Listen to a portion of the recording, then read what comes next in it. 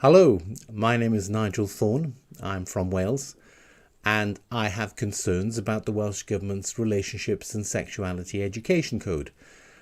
I'm not the only one to have concerns. The Relationships and Sexuality Education Code is a document that the Welsh Government has published for schools.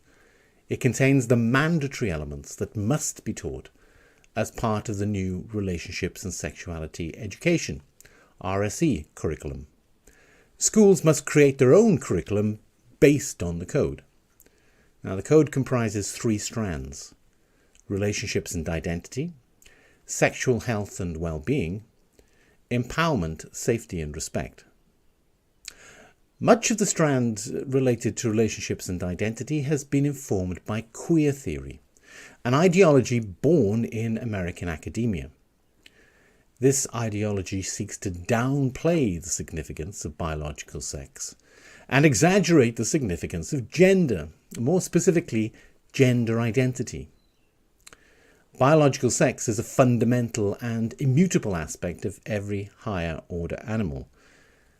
I doubt that 10 years ago most of you had even heard of the term gender identity.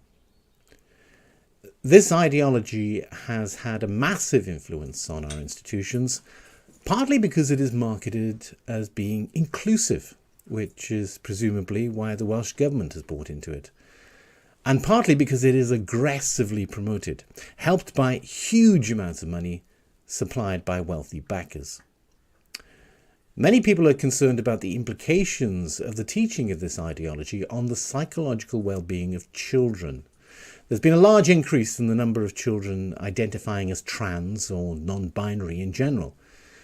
More specifically, there's been a large increase in the number of children referred to the Gender Identity Service Clinic, GIDS. On the 10th of March this year, an interim report on a review of the gender identity services for young people conducted by Dr. Hilary Cass was published. Dr. Cass made reference to this recent huge increase. 72 children were referred in 2009 to 2010. 10 years later, that number was 2,590. The trajectory is upwards, steeply upwards. Most of the new cohort of young patients transitioned at or shortly after puberty, and many had comorbid conditions. 35% referred had mild to severe autistic traits or other types of neurodiversity. The majority were same-sex attracted or bisexual. 5% were looked after children, almost 4% were adopted. Many had complex mental health histories. Now, many people believe that there is a connection between the promotion of this ideology and the increasing numbers of children seeking to medically change their bodies. And yet this is a mandatory part of the curriculum, that this ideology be taught in the Welsh schools. So here is the Relationships and Sexuality Education Code. The Curriculum for Wales, Relationships and Sexuality Education Code. This should encompass sex education for children, but surprisingly, within the code, there is no mention at all of the words male, female, man, woman, boy, or girl. There are, however, 17 references to the word gender.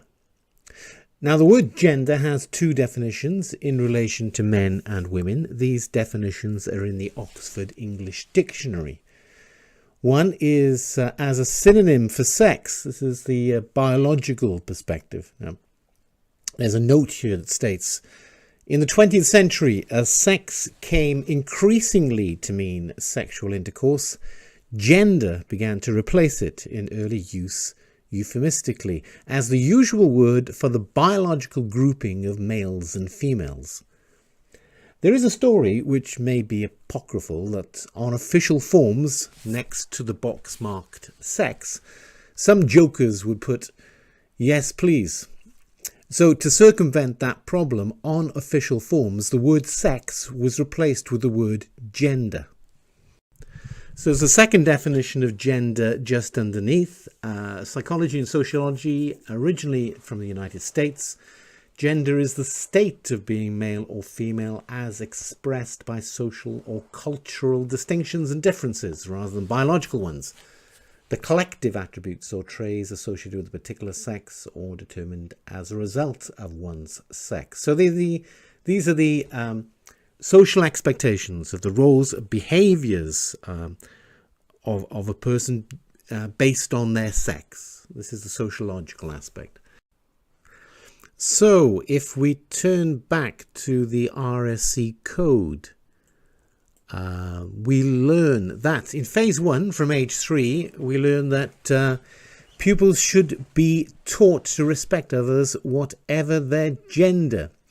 As gender is a synonym for sex, it is plain what that means. In phase 2 from age 7, we learn that pupils should be taught the importance of sex and gender equality. So if gender is a synonym for sex, why does the code refer to both sex and gender? This is confusing. So fortunately, there is further advice on the Welsh Government website on designing your curriculum. If we can find it, here we go. Sex is defined as attributed to a person on the basis of primary sex characteristics, genitalia, and reproductive functions. Well, sex isn't attributed to a person. Sex is a fundamental aspect of every higher order animal. It is an immutable aspect of ourselves. Gender here is defined as often used to refer to whether someone identifies as male, female, or non-binary. A person cannot identify into a sex category. Sex is immutable. If a person of one sex believes they should be another, they are suffering with gender dysphoria, a condition where a person experiences discomfort or distress because there's a mismatch between their biological sex and gender identity. This is a mental health condition. Right, so there's no reference to the words male and female in the code, and in the designing a curriculum page on the Hub website, there's no reference to the words male and female other than as defining these words as gender identities. So this is an additional definition of gender that relates to how one feels inside, which obviously undermines the Oxford English definition where gender is a synonym for sex. This is confusing. So to clarify this, we can look at the recommendations of the Education Expert Panel. They produced a document titled Informing the Future of the Sex and Relationships Education Curriculum in Wales. This is the source document that forms the basis of the RSE code. Now, the document includes a definition of sex in the glossary that states, sex is used in this report to refer to the biological processes and attributes that societies use to assign sex categories, e.g. male, female, intersex. These biological attributes include chromosomes, hormones, and internal and external physical, sexual, and reproductive anatomy. Societies don't assign sex categories. Sex categories are there. They're an aspect of every higher order animal. The document also includes a definition of gender. That states, gender is used in this report to refer to how sexed bodies are lived, e.g. as identity, as expression, through social interaction, represented, e.g. in language, media, popular culture, and regulated, e.g. by social cultural norms such as the stereotypes of masculinity and femininity, and in law. While the concept gender can include the different ways societies assign chromosomes or body parts to sex categories, It is not synonymous with sex and does not only refer to gender identity or gender expression. It is a concept that allows for analyses of gender as an organising principle of society, e.g., how gender shapes and is shaped by economic, environmental, political, cultural, legal, historical, religious and spiritual factors.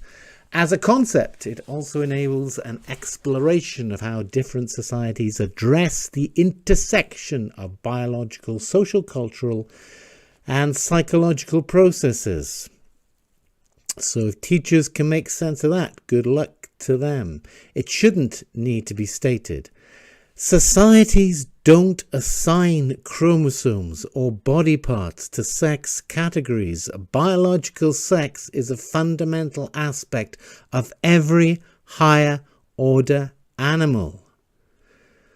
If we couldn't speak, if we didn't have the language, we'd still reproduce. In this definition, gender is not synonymous with sex. So the Welsh Government instruction for RSE teaching is that schools should add another definition of gender that is not in the Oxford English Dictionary. Gender is what we feel we are. Schools should disregard one definition of gender that is defined in the Oxford English Dictionary. It is no longer to be regarded as synonymous with sex. And schools should change another definition of gender that is defined in the Oxford English Dictionary, that which describes the social expectations of roles and behaviours based on sex, to the social expectations based on how people behave, look or dress. This assertion seems to imply that the social expectations of a woman will change if she swaps a skirt for a pair of trousers. If you think that this teaching is bordering on the Orwellian, you'd be right. So where does all this come from? The chair of the Sex and Relationships expert panel was Professor Emma Reynolds, an academic from Cardiff University. In 2006, an article of hers was published in the British Journal of Sociology of Education. The article was titled, "They Won't Let Us Play Unless You're Going Out With Them. Girls, Boys and Butlers' Heterosexual Matrix in the Primary Years." Professor Reynolds is a great fan of Judith Butler, who is regarded as one of the founders of queer theory, a praxis-based philosophy that aims to undermine heteronormativity, the perception that to be normal, boys must be masculine and sexually attracted to girls, and girls must be feminine and sexually attracted to boys. In her highly influential work, Gender Trouble, Butler referred to this as the heteronormative matrix. Those children who don't fit into this matrix are at risk of being ridiculed, and we can have some sympathy with that. Butler quotes French philosopher Monique Wittig, who argues that the straight, the heterosexual mind, is oppressive because it takes for granted that what found society is heterosexuality.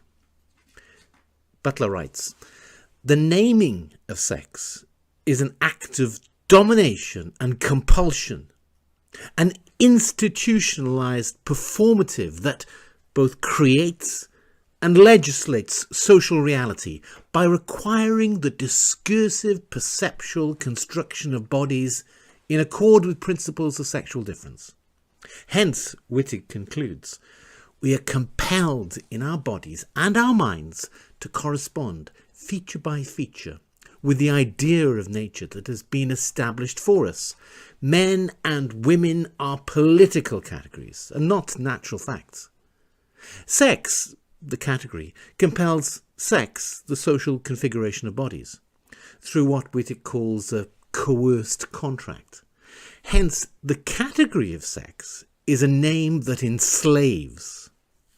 Language casts sheaves of reality upon the social body, but these sheaves are not easily discarded." She continues, "stamping it and violently shaping it."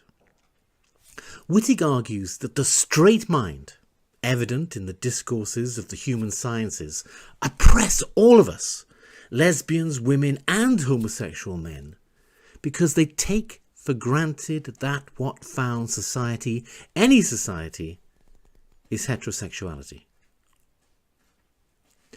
Butler also believes that gender is performative, so that the way we express our gender influences the way those around us respond to us. To undermine this matrix, Butler proposes the dissemination of teaching that reduces the significance of sex and elevates the significance of gender. Professor Reynolds ends her article with something of a mission statement. The heteronormativity of gender relations in the early years is certainly ripe for some gender trouble, and some of this work is well underway and radically disrupting a range of gender and sexual truths in what might be more fittingly described as the heteroformative years. Professor Reynolds is a woman on a crusade. She is certainly focused on disrupting a range of gender and sexual truths. Professor Reynolds was invited to chair the Sex and Relationships Education SRE expert panel in March 2017. In December of that same year, the panel published a number of recommendations.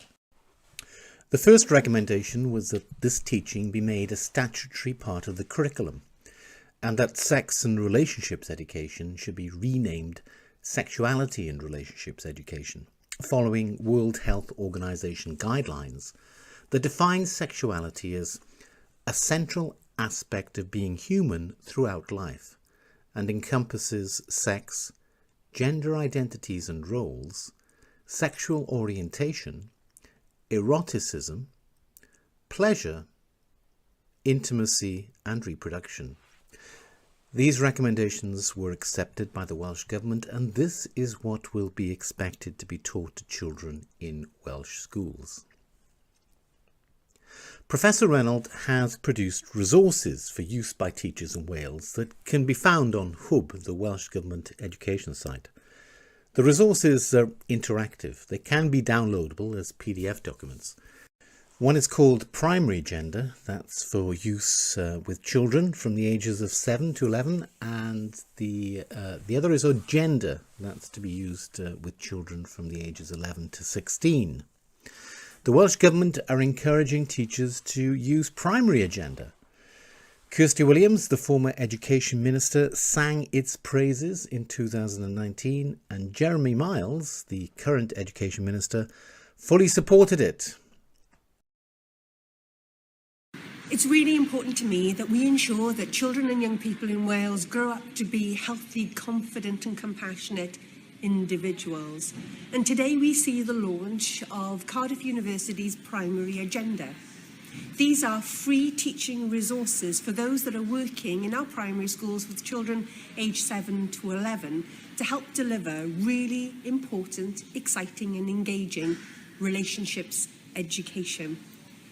I hope that our teachers will really engage with these resources, and I want to say a huge thank you to everybody that has been involved. By working together on these important lessons, we can realise the dream of children growing up to be healthy, confident, compassionate individuals. So please follow along, and a huge thank you to everyone that's been involved.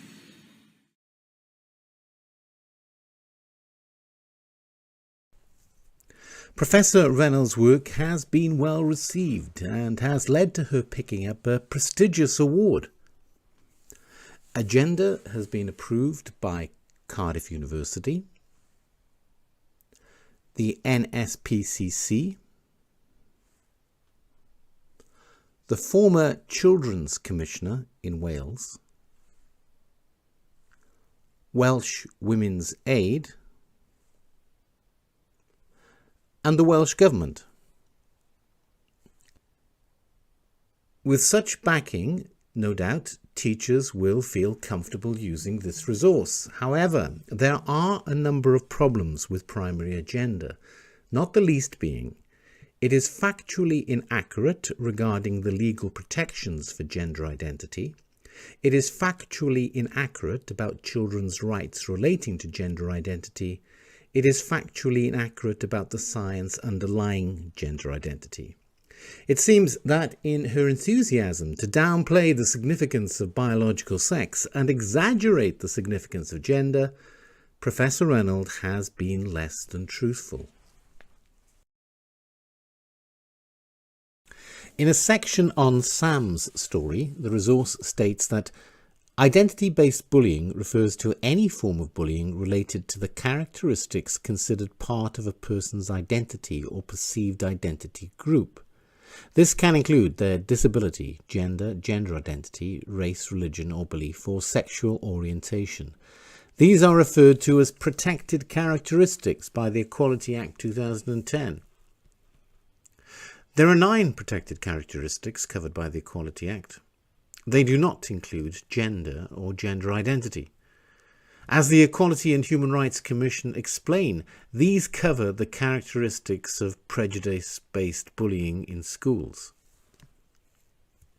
Transgender identity is included in a separate piece of legislation related to hate crime. The resource states that children have a right to an identity, including a gender identity. The United Nations Convention on the Rights of the Child does not mention gender identity. The section that references the term identity reads, Article 8.1, states parties undertake to respect the right of the child to preserve his or her identity, including nationality, name and family relations, as recognised by law without unlawful interference. Article 8.1 provides as examples of a child's identity those facets of a child's experience that are external to the child and root them in their family, community and country. In contrast, gender identity is highly personal. Professor Reynolds' reference may refer to an updated implementation handbook prepared for UNICEF. The handbook adds other potential elements of identity, including gender identity. Advice given in this handbook has no legal standing. In 2018, it was reported that the author of the handbook was jailed for the rape of a 13-year-old boy. Leaving aside the question as to why it is thought appropriate to take instruction on children's rights from the rapist of a 13-year-old boy, anyone who claims rights is insisting that everyone else has an obligation to uphold those rights. If children have a right to a gender identity, then others have an obligation to recognise that identity. In August 2021, it was reported that a boy in a secondary school in Rhondda and Taff was socially affirmed without his parents' knowledge. The child's name and the pronouns used to refer to him were changed. Teachers were following advice in the Council's Transgender Toolkit for secondary schools. The Council only backed down after the threat of legal challenge. Academics, politicians and activists appear to think that they know better than parents. In reference to social transitioning, the CAST report stated, "It is important to view it as an active intervention because it may have significant effects on the child or young person in terms of their psychological functioning.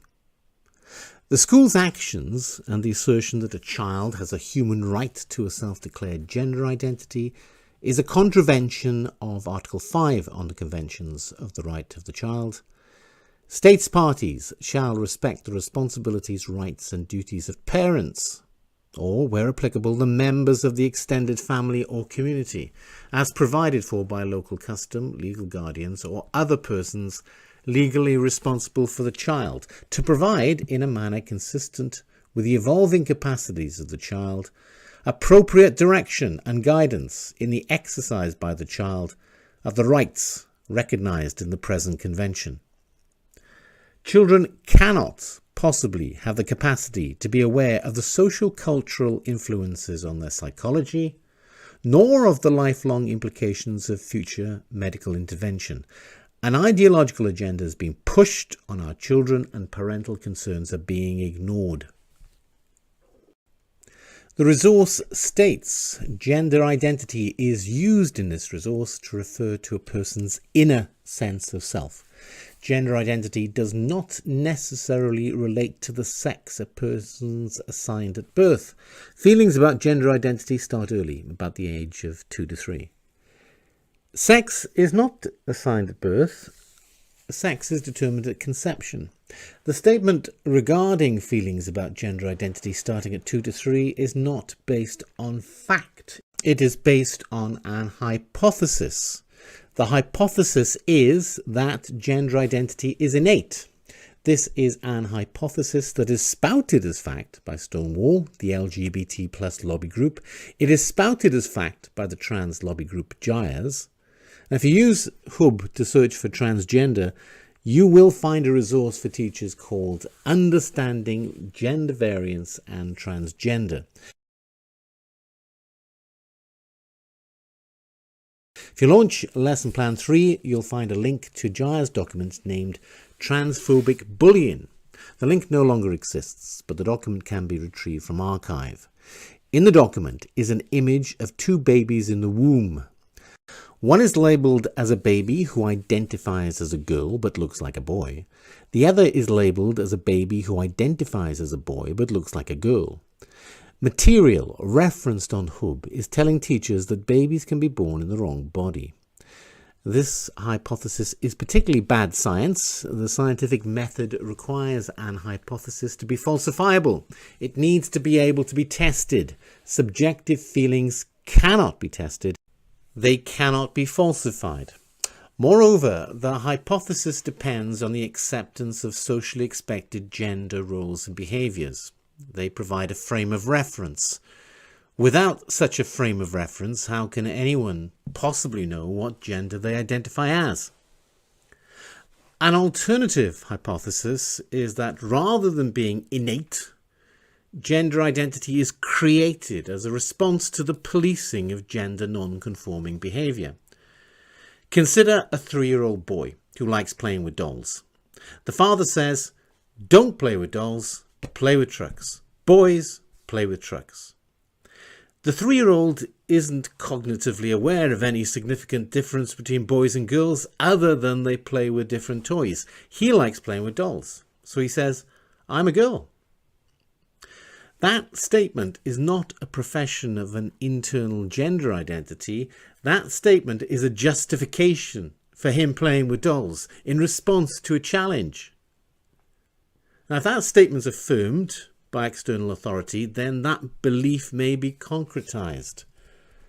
Ironically, in Gender Trouble, Judith Butler wrote, "There is no gender identity behind the expressions of gender. That identity is performatively constituted by the very expressions that are said to be its results." Her remark is much more in line with the second hypothesis than it is with the first. So, back to the Relationships and Sexuality Education Code.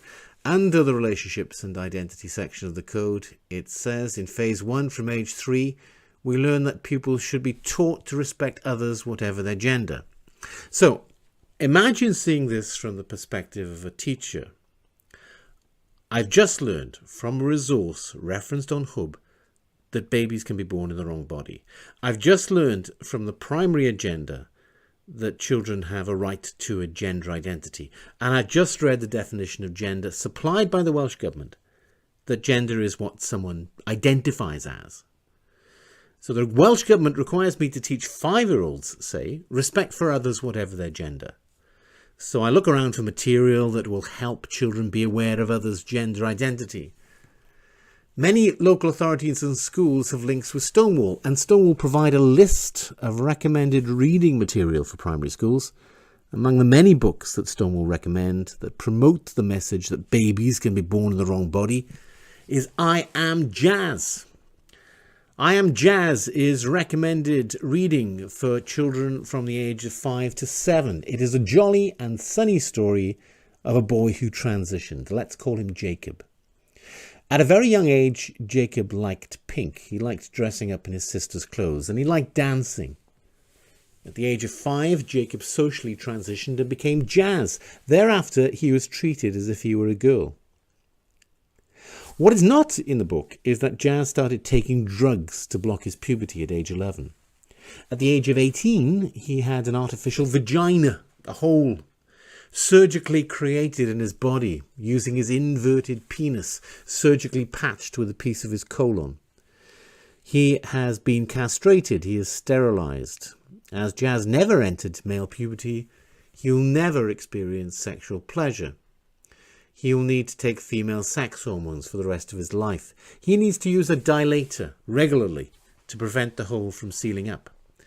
He is likely to suffer side effects as a result of the drugs he has taken, including loss of bone density that may lead to osteoporosis. In the book, Jazz states, "I have a girl brain in a boy's body. I was born this way." Jacob could have grown up to be an effeminate gay man if he hadn't been led to believe that boys and girls behaved in different ways. His body has been irreversibly damaged. Imagine if that was your child, or grandchild, or niece, or nephew. Imagine if your 5-year-old child was taught that babies can be born in the wrong body. That such material may be read to young children in Wales is shocking. The information provided in Primary Agenda is misleading. The resource provided for secondary school pupils is much, much worse. The material is highly political, one-sided, and links to resources that encourage children to reflect on their gender and tell their teachers to refer to them with their gender. A joke circulating on social media compares gender dysphoria to a bad joke. If you think about it long enough, you'll eventually get it. An organisation, Public Child Protection Wales, is challenging the new curriculum, and they're currently fundraising to raise money for a judicial review of the new curriculum due to take place in November.